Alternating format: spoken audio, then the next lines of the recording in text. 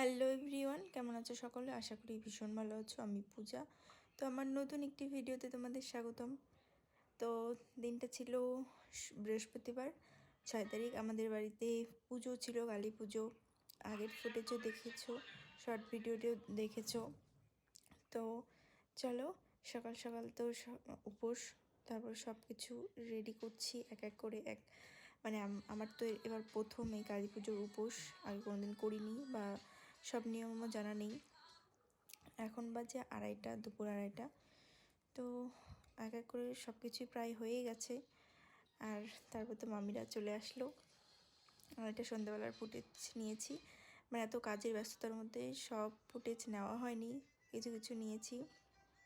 আর ঠাম্মি ছিল, হেল্প করছিল, কারণ মানে আমি সব জানতাম না।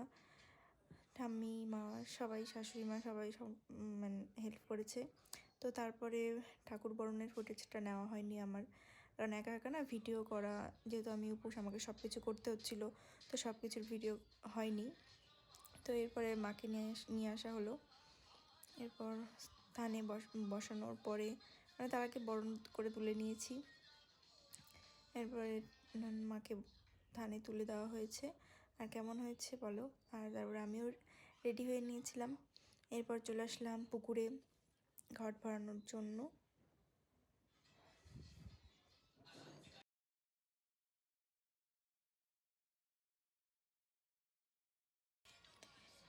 এরপরে ঠাকুরমশাই আসার পরে তো পুকুরে ঘট ভরাতে চলে গেলাম।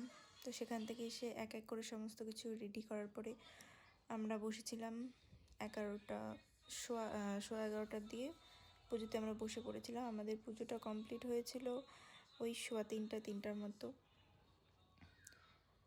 যাই হোক, সারা রাতের পুজোই ছিল আমাদের এটা। আর তো যাই হোক, পুজোতে বসে পড়েছি এখন। আমার কিন্তু সারাটা রাত ভীষণ ঘুম পেয়েছে।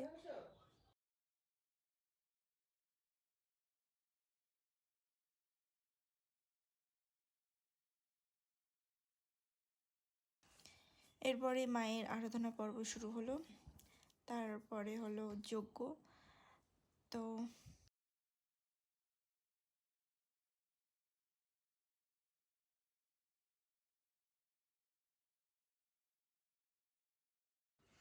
এরপর লাস্ট হলো আমাদের যজ্ঞ। তো ভোর রাতে যজ্ঞ শেষ হয়েছে, প্রায় 3টা, সোয়া 3টায় যজ্ঞ। তো আমি কিন্তু মানে আমার চোখ পুরো ঢুলু ঢুলু ঘুমে। আর এই দেখো, এখন বাজে 3টা 5, মানে সোয়া 3টে না, তার আগে শেষ হয়ে গেছে। যজ্ঞটুকু সব কমপ্লিট, ঠাকুর